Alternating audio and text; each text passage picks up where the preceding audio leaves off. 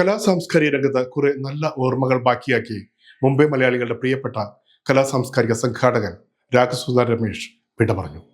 അകാല വിയോഗത്തിൽ അനുസ്മരിച്ച് സഹപ്രവർത്തകർ. മുംബൈ കലാസാംസ്കാരിക രംഗത്തെ സജീവ സാന്നിധ്യവും രാഗസുധ എന്ന കലാസാംസ്കാരിക സംഘടനയുടെ സാരഥിയുമായിരുന്ന രമേശ് അയ്യർ ഓർമ്മയായി. പ്രശസ്തരെ പങ്കെടുപ്പിച്ചുകൊണ്ടുള്ള മെഗാ ഷോകൾക്ക് പുറമെ മുംബൈ പൂരം, മെഗാ കൈകൊട്ടിക്കളി തുടങ്ങി ഇതര കലാസാംസ്കാരിക പരിപാടികളും സൗജന്യമായി കാഴ്ചവെച്ച രാഗസുധയുടെ നെടുന്തൂണായിരുന്നു രമേശ് അയ്യർ. ഗിന്നസ് വേൾഡ് റെക്കോർഡിൽ ഇടം നേടിയ മെഗാ കൈകൊട്ടിക്കളിയുടെ ഏകോപനം നിർവഹിച്ച രവീന്ദ്രനാഥ് രമേശ് അയ്യരുടെ അകാല വിയോഗത്തിൽ അനുസ്മരിച്ചു. രമേശിന്റെ ആകസ്മികമായ വിടവാങ്ങൽ വിശ്വസിക്കാനാവുന്നതേയില്ല. ഡോംബിളിൽ വന്ന കാലം മുതൽക്ക് തന്നെ രമേശായിട്ട് നല്ല അടുപ്പത്തിലായിരുന്നു.